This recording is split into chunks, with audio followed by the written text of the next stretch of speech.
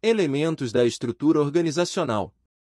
Conforme vimos, a estrutura organizacional é responsável por definir como as tarefas serão formalmente distribuídas, agrupadas e coordenadas. Nesse sentido, Hobbes destaca que a estrutura organizacional possui 6 elementos básicos. 1. Especialização do trabalho. 2. Departamentalização. 3. Cadeia de comando. 4. Amplitude de controle. 5. Centralização e descentralização. 6. Formalização. A especialização consiste em pegar um trabalho global e dividi-lo em várias partes. Por exemplo, pense em uma fábrica de automóveis. Ao invés de um operário montar o carro inteiro, cada operário irá se especializar apenas em uma tarefa. Assim, o operário A irá se especializar apenas em instalar a porta traseira do carro. Por sua vez, o operário B será especialista em instalar os vidros dianteiros, etc. A especialização do trabalho se refere ao grau em que as atividades podem ser subdivididas em tarefas isoladas. Departamentalização. Após dividir o trabalho, por meio da especialização, é hora de agrupar as atividades para que as tarefas possam ser devidamente coordenadas.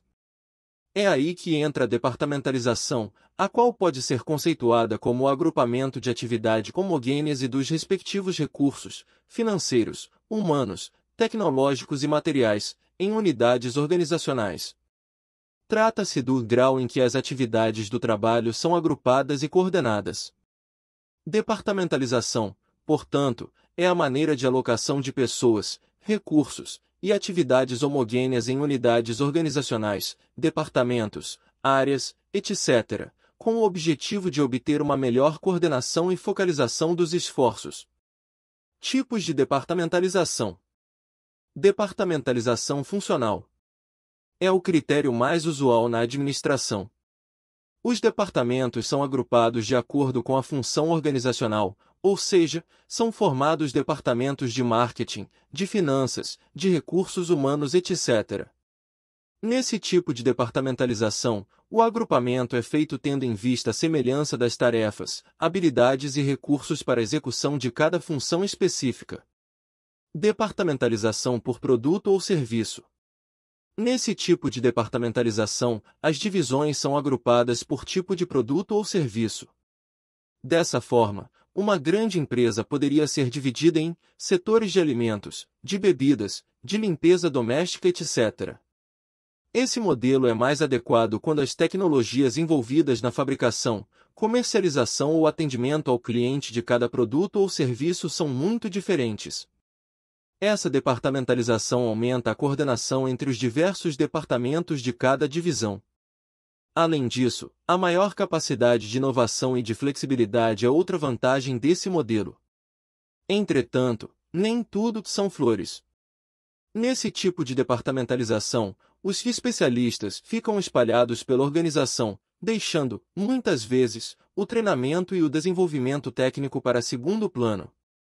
Departamentalização por cliente ou clientela.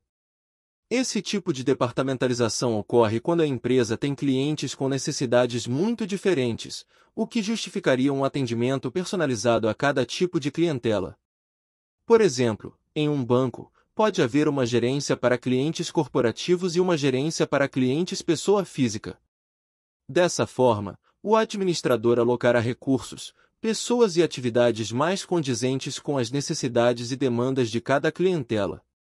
Isso é importante em alguns setores em que as demandas sejam muito diferentes entre as diversas clientelas.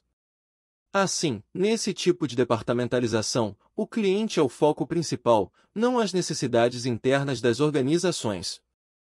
Departamentalização geográfica ou territorial. A departamentalização geográfica é interessante quando a empresa está distribuída em um território muito grande. Nesse caso, é importante a empresa descentralizar recursos específicos para cada região. Outro aspecto que pode apontar a necessidade de um tipo desses de departamentalização é quando existe uma diferença e especificidade grande de acesso a mercados consumidores e a pessoas qualificadas, bem como a matérias-primas. Nesses casos, os administradores podem ficar especializados nas demandas e especificidades de cada região. Como exemplo, uma empresa poderia ter gerências nas regiões Sul, Sudeste, Norte ou Nordeste. Assim, quando a empresa estiver cobrindo áreas muito grandes e diferentes, a departamentalização pode ser indicada. Cada setor poderá, através da melhor compreensão de cada região, atingir mais facilmente os objetivos da organização. Departamentalização por processos. É algo contínuo, repetitivo, duradouro, dará a ideia de continuidade. Também denominada departamentalização por fases do processo, por processamento ou ainda por equipamento. É frequentemente utilizada nas empresas industriais nos níveis mais baixos da estrutura organizacional das áreas produtivas ou de operações. A diferenciação e o agrupamento se fazem por meio da sequência do processo produtivo ou operacional ou, ainda, por meio do arranjo e disposição racional do equipamento utilizado. É o processo de produção dos bens ou serviços que determina a estratégia de diferenciação e agrupamento. Departamentalização por projetos. 1 é algo novo, temporário, determinado. 2 temporário. 3 exclusividade. 4 alto custo. 5 alta flexibilidade. A ideia desse modelo é criar algo novo. O projeto é único, específico. Para fazer isso há uma grande concentração de diferentes recursos, mas como é sabido, o projeto tem prazo determinado, é temporário. Quando o projeto for concluído, a departamentalização é descontinuada até que surja um novo projeto. Acabou o projeto, acaba também com a disposição de recursos para ele. Departamentalização matricial ou em grade. É um tipo de departamentalização híbrida em a sobreposição de 2 ou mais tipos de departamentalização sobre a mesma pessoa, múltipla subordinação. Trata-se de um tipo de departamentalização que não leva em consideração o princípio da unidade de comando, proposto por Fayol. Isso porque o empregado fica subordinado a 2 ou mais gerentes de diferentes departamentos. Normalmente, essa dupla subordinação é decorrência da fusão da departamentalização funcional com a departamentalização por projetos. Ela surge como uma forma de buscar reduzir as desvantagens constantes desses dois tipos de departamentalização, funcional e por projetos, e aproveitar as vantagens oferecidas por cada um deles. Pode-se dizer que a departamentalização matricial é um tipo intermediário entre a departamentalização funcional e a departamentalização por projetos.